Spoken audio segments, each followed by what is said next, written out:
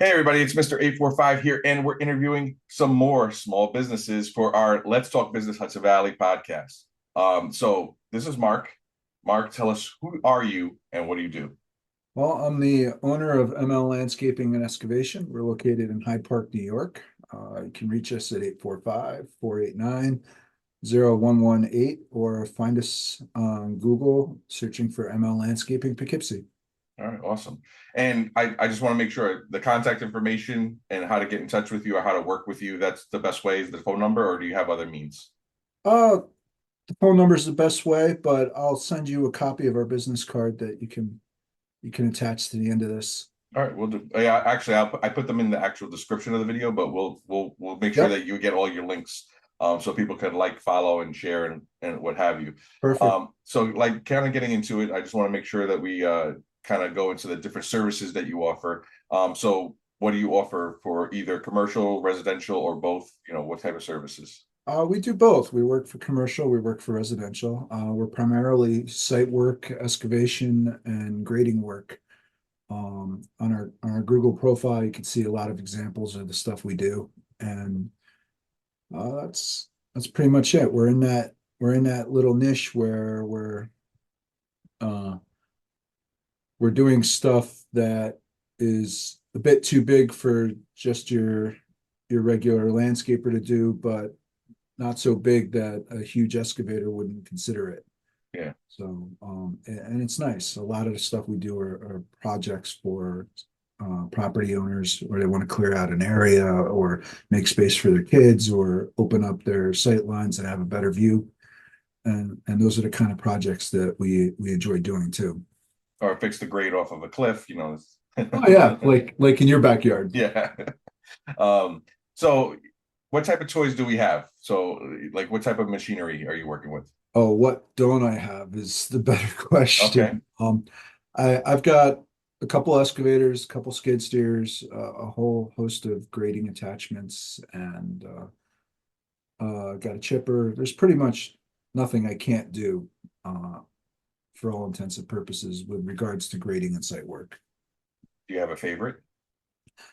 My favorite toy, Yeah. obviously the excavator. Okay. You just sitting there, it twirls around, pick up big things, move stones around, and it's almost like playing with an erector set.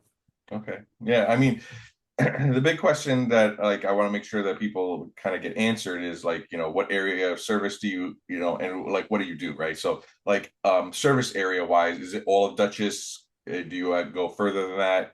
So let's say Poughkeepsie was the center of my service area. I go about 50 miles in any direction. So last year, for the sake of argument, or not sake of argument, but last year we did work in Hunter Mountain. We also did work in Newburgh, Millbrook, Beacon, Fishkill. I think we went as far as Columbia County even. Okay. So I mean, we'll spread out pretty big. We're a small company. It's just me and one other guy, but we can do some pretty big things for just two people, and that allows us to also keep the cost down. Yeah. And when you're talking about like excavation work and stuff like that, I want to kind of go back, right, to the Yep. beginning of all time of, you're a little kid and you're like, I want to be this when I grow up. So is this something that you always wanted to do? No, not at all. I had these big designs. Actually, not really big designs. I wanted to be a park ranger. You know, Okay. that was the cool thing. You wanted to hang out with Yogi Bear. Not necessarily Yogi Bear, but I went to Yosemite as a kid, Mhm. and I just remember wanting to live there because it was so cool, and haven't been back since. Go figure. Hmm. Yeah, you got to hurry up because I think they had that's where the hot springs are, if I'm not mistaken, right? Yep. So they had like a couple of eruptions over there. So it wasn't like huge eruptions, but they Yeah. had some water splatter, and Well, I mean, it goes it's off boiling like hot. once an hour or something, doesn't it? Yeah, yeah, but this was a bigger one. Oh, really? Yeah, I'll it have to was look that up. about, I think I want to say it was like either last year or the year before last, but yeah. So that's pretty cool. How did you go from being a park ranger, want to be like a park ranger, to eventually working in the excavation business? So I was in college and I joined a chess club actually. And after playing a couple rounds with the owner of D&L Landscaping, I jokingly asked him for a job, and I went on a Sunday, and there were a couple laborers working on a project, and the guy wasn't there. And I watched what the other guys were doing for a little bit. I picked up a shovel. I started at the other end, pretended like I knew what I was doing, and just started working for a couple hours, while I was waiting for him. He showed up and saw that I'd finished half the project without any direction or anything else. He walked over, fired the other two guys, and hired me. Oh, nice. So, and about 2 years later, I was a foreman for him running his crew.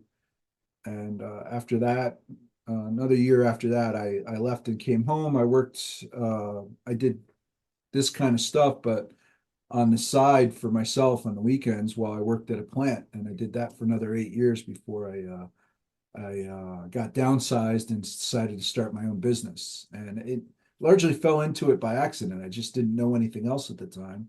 Mhm. And I started out mowing lawns and doing leaf cleanups and stuff like that. And eventually I started renting equipment to do jobs and realized I was pretty good at it. And about 10 years ago, started buying my own equipment. And now I'm where I'm at now with about 10 pieces of equipment, and everything else just kind of slowly built. Yeah, that's awesome, man. I mean, people kind of, like want to know what the buildup is, right? So, like, getting to that point of where you went from, being a laborer to then taking over your own, like you're the foreman of the crew, and then, to eventually open up your own business. It shows the progression as to like your expertise, not only that the fact that you were actually doing the job, but now you're actually the one that's running the job, and now owning the job, if you will.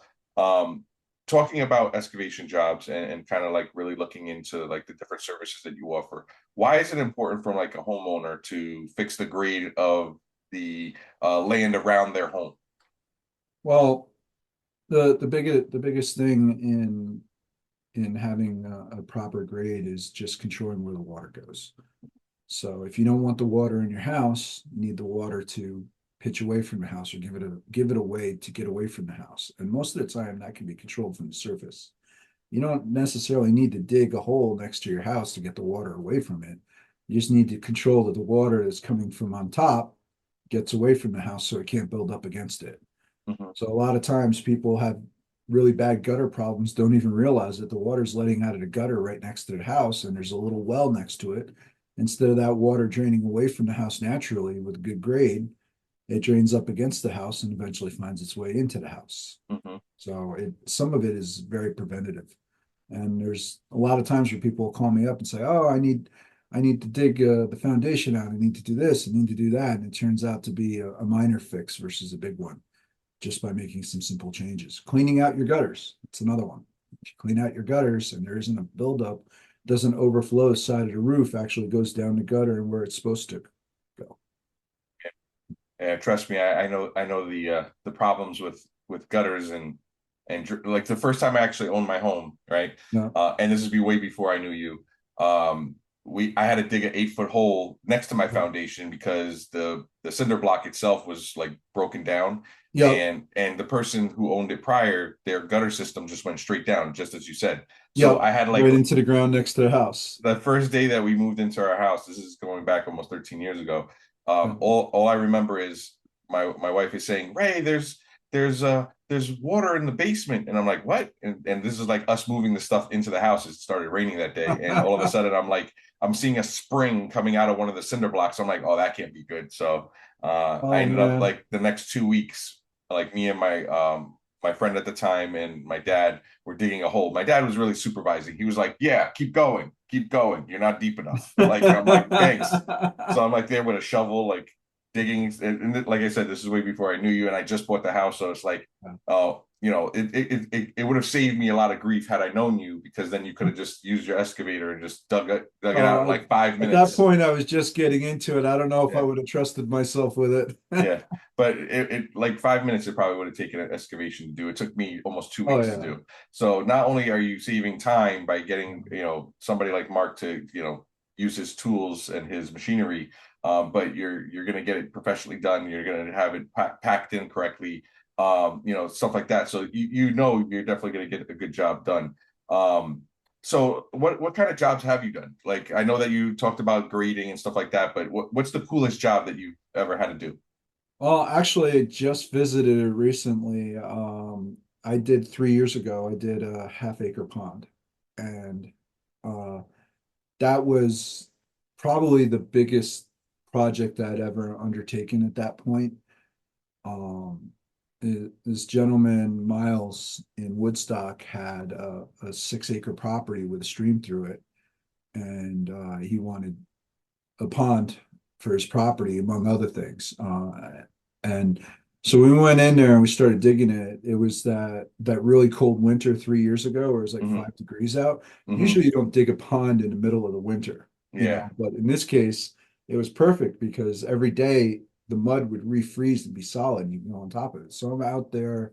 This giant excavator that we rented, the thing weighed almost 90,000 pounds, digging huge hole in the earth and spreading material around. And it's funny because I've dug some small ponds before, but nothing on this scale. And when it's your first time doing it, I mean, I thought it would take me like 6 months to do it. We finished it in about 2.5, but there's just so many things that I hadn't considered, and I would do it differently now. I honestly feel like instead of 2.5 months, I might have been able to do it in a month now.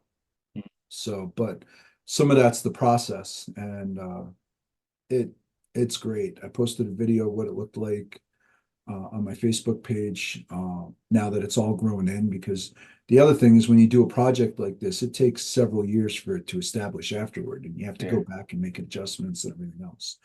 I think the most fun part of that project was we built a dock and several uh, walking paths around the property, and over some of the streams and stuff, we built small bridges. We had my friend Brent come out with his mill. He milled some of the wood that we took down from when we cleared the property, and we repurposed that into the bridges. It was overall it was an awesome project. And then Oh, that's cool. he had us back a year later to put in this monster garden for him, and he grows his own food too. So, and then he takes This water from the person, this pond person every day. sounds important. Oh yeah, that he takes the water from the pond that we made and he uses it to water all the gardens that he made. So he's a really cool guy. Yeah, So it's a good recycler. Is that what you yeah, want to call it? he composts his own stuff and reuses it. He does some great stuff. He invited me over, like I said, a couple weeks ago. I did a new video with everything, and he even sent me home with a bunch of tomato plants that he got going in his greenhouse that we also put together for him. So it Nice. was a repeat client. We've been there 4 or 5 times now. Yeah, that's awesome. And literally, what's amazing is that at the end of this, and you said it takes time for it to build back. Um, at the end of it, the beauty of when the grass grows back, or the Oh yeah. foliage, the fauna, the wildflowers and stuff like that start growing back after all this construction. It kind of brings back the beauty, and then you could actually see the fulfillment of your work by seeing all those Well, things coming back. that's one of the things I actually like about this trade versus other trades. So my father's a carpenter. He's been a carpenter for 50 years. And we'll drive by a house and he'll be like, "Oh yeah, I did this in that house and that in this house," and Hmm. and he'll say it. I'll be like, "I can't see it," because we're outside the house. All his Hmm. work is indoors. Hmm. Whereas I drive by a house and I point to it, and my kid worked with me for several years. He'll do the same thing. He's like, "Oh, you remember we put that tree in, or we did that waterfall," and it's all kinds of cool stuff. And it's nice because you can actually see it from the street, or you can say to a client, "Hey, go check out this property over here. We did this." You can see kind of what you were looking to do and decide if that's something for you. And it's like they don't even have to ask for permission because they can just drive by. Hmm. Whereas I Yeah. feel like that's an advantage for the kind of work that I do, is that, you can just point or take pictures outside. Once it's inside the house, it's very rare that you can bring somebody over there and see it, because people aren't going to let you intrude on their lives just to go in their house and see the work somebody did Yeah. 20 years ago. Yeah, just so You you know, know? my dad did all the woodwork in this house. Can I just come in real quick Yeah. just to check it out? They'd be like, get the hell out of here. Like, Oh yeah. but being No, able to see, I and And So it's now, would really you call funny. yourself? My Yeah. father did that once. He had some woodwork he's particularly proud of, and he called the homeowner up, and the homeowner's like, "Yeah, you can come in and look at it, so on and so forth." They come in and they find it all ripped out and gone. Oh. And he's like, "Oh, I'm sorry. I thought you were talking about this section, because he thought it was the new guy that came in and tore out all my father's old work." So, Hmm. Oh. I yeah, it could was only terrible. imagine, especially like when we have like these well-established carpenters, they do some really awesome woodwork and Oh then yeah, somebody tears it all out. You're like, oh, why did you do that? Or they paint over it. Or I'm like, oh. yeah. No, but what I was saying is now, would you call yourself technically like a landscape architect in the sense that you kind of, No, I don't. not the official title, but I don't necessarily design per se. I mean, like I'll design some stuff, but I don't sit there and like draw up plans for you, so on and so forth. A lot of it's kind of like a blank canvas thing, or triage even. Um, so I actually get hired by a lot of other landscapers too to just come in and get rid of everything, give them a blank slate to work with. So one lady in Beacon, Hudson Habitats, she'll call me in to just get rid of the trees, dig out the roots and stumps and everything, level it out for her so she can come in and put her designs in. So it's nice because I can go either way. I can do plants, I can do privacy barriers, I can do a full-on design, or I can just get you back to a baseline. Sometimes it's just about it's addition by subtraction. You get rid of yeah. a couple of things, all of a sudden the space opens up and it looks so much better. Yeah, I mean, especially, with your suggestions for my backyard, which I still haven't done yet. I'm definitely gonna have to have you come by. So my wife is actually looking at trying to do like a partial in-ground pool in the Hmm. backyard. I'm not sure how that's gonna even work for me, but it's something that she had put interest into. So it's something I would definitely have to have you come and take a Happy look at. wife, happy life, right? Yeah, yeah, yeah. So I know, but you saw the grade of my house. I mean, Yeah. literally, like the back of my house, just to kind of give you guys, for instance, is the fact that my house, like in the front, it kind of grades this way, but like very slightly towards the house. Um, so like the grade is good towards the house, but going from the backyard, that the grade is like this, like it's a 45-degree angle Yeah, it straight drops down. off. So trying to mow that thing, let me tell you, it is not easy. I have pulled my back out a couple times trying to take care of that backyard, and being able to regrade it is something I've been definitely looking to do. So I'm definitely gonna be hitting you up for that because I definitely need that. So, um, but other than just the landscaping part, what other projects have you done that like could give people kind of like a for instance of all full extent of all the things that you do? All right. You ever been to the Culinary Institute?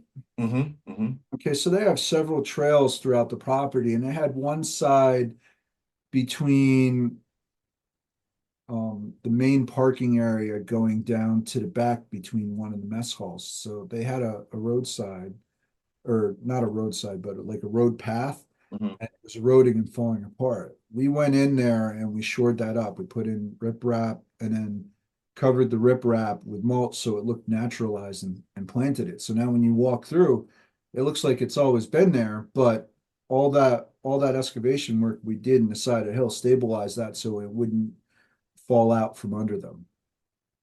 And then they were able to repave that pathway over the top of it. Okay. So that's basically like to give them like a natural like retaining Yeah, wall, if you so will. we natural it wasn't a retaining wall per se. Think of riprap like if you drive along a highway and you Mm-hmm. look on the right hand side as you're driving up the road and you see this huge uh looks like a landslide of rock. Mm-hmm. That's called riprapping. And what you do with that is you're using it to keep the slope from eroding further. Well, nobody wants to see that in a place like the Culinary Institute. So afterward, you need to cover that with something. So after we installed that, we covered it with wood chip and soil and planted it so it looked like a natural hill. And and it's actually not natural. Everything underneath of it is something completely different. But that's what's holding that hill and keeping it from falling down further into it. And that's one of my favorite things because you walk through there, you don't realize what went into keeping that hill there, Mm-hmm. And these students every day just happily walk into class and thinking, oh, what a nice natural trail. And there's nothing natural about it, actually. Yeah. Yeah.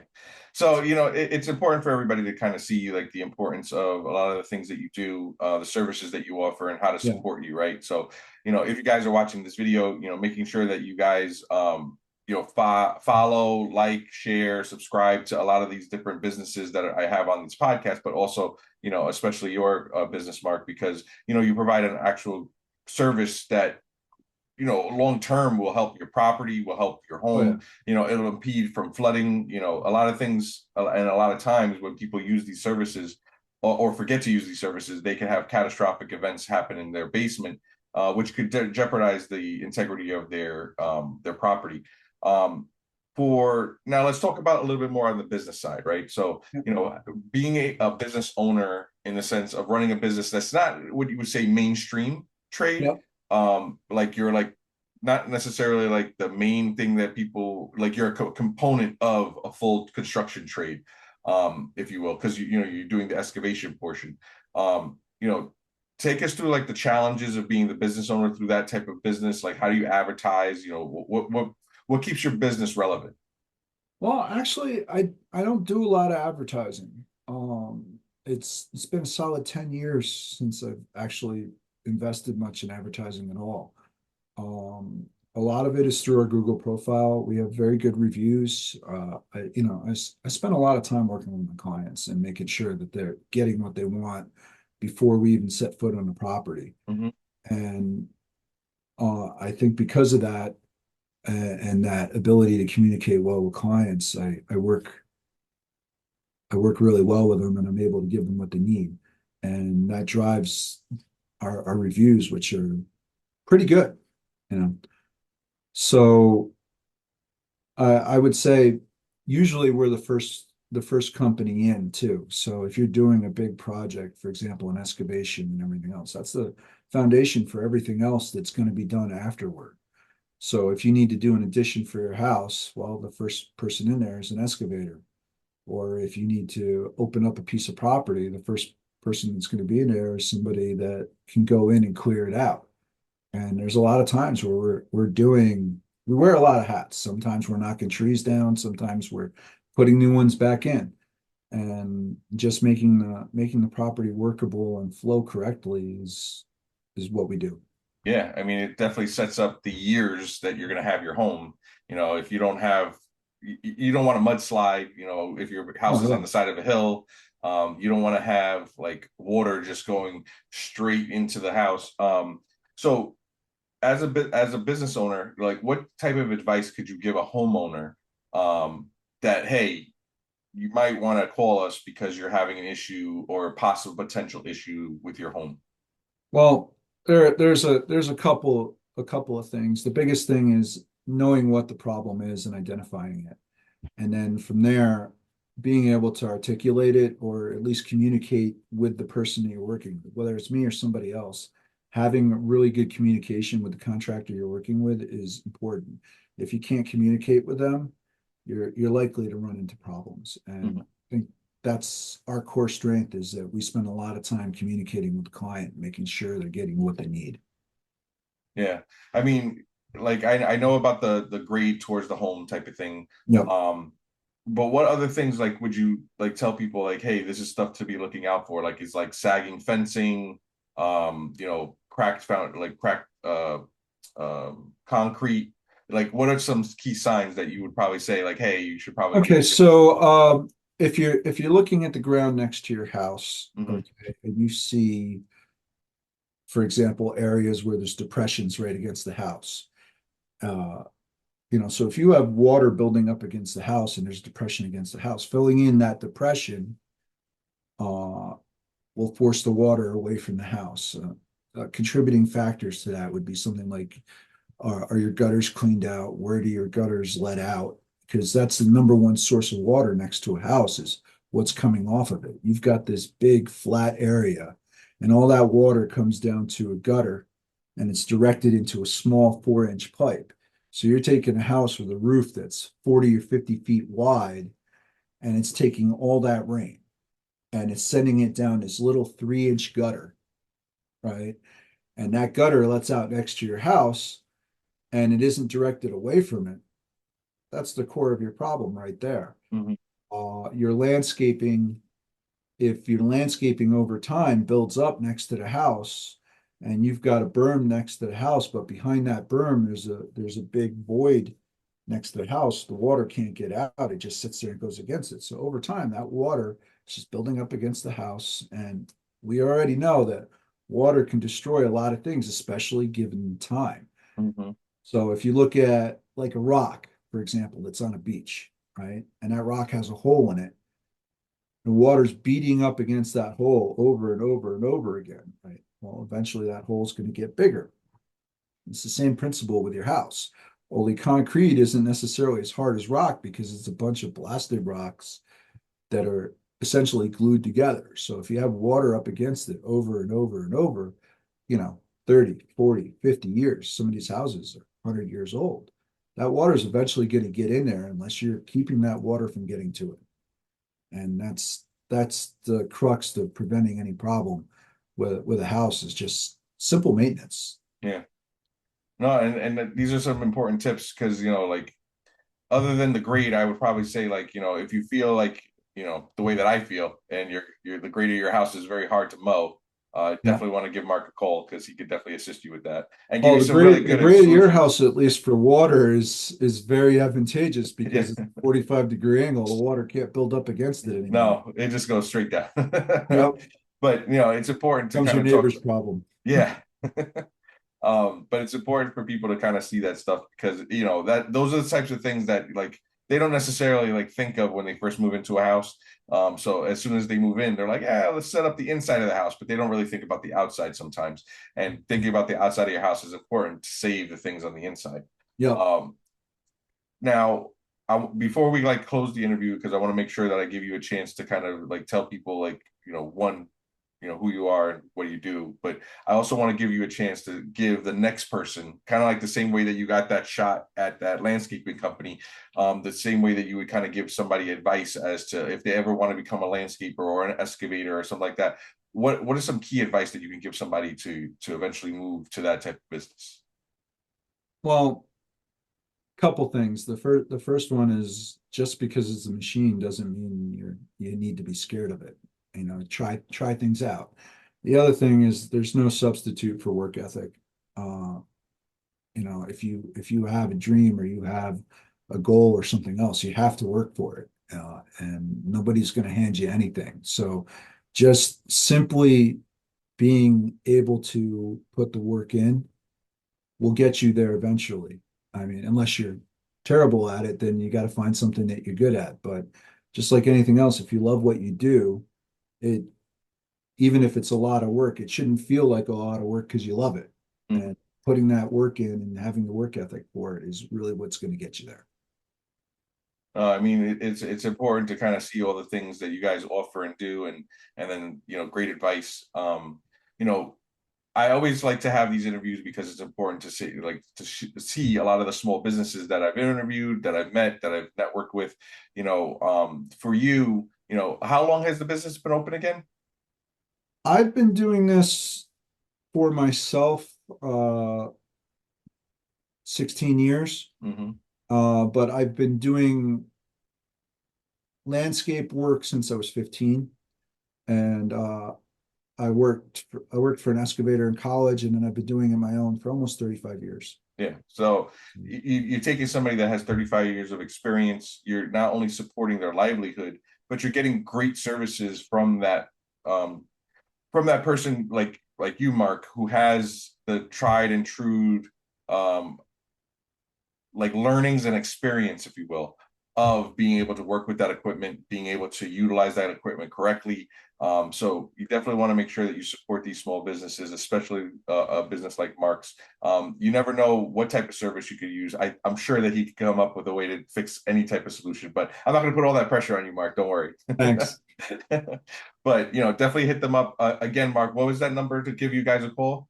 It's 845-489-0118. All right, awesome. And Mark, thank you again for allowing me to interview you. This has been great, and it's a great Yeah, way for you to kind of absolutely. see a lot of the small businesses that we have in the Hudson Valley, different types. Check out our Let's Talk Business Hudson Valley podcast. It's airing on Wednesdays at 12 in the afternoon. We skipped my birthday week because I was busy celebrating, but we're gonna be streaming back up in June. So check out a lot of new episodes that are coming, and moving forward, if you have a small business and you own one, or you work for one and you want to be able to tell people about them, come onto my podcast. Let's talk and let's get some more information about those small businesses, because without small businesses helping us through our community, but also helping our economy, it's never you're never going to make it work without small businesses. So that being said, everybody, this is Mr. 845. Thank you, Mark, for allowing me to interview you. And Thank you, that's a Ramon. wrap. Check us out on our podcast on Wednesdays, 12 in the afternoon. All right. So talk to you guys later.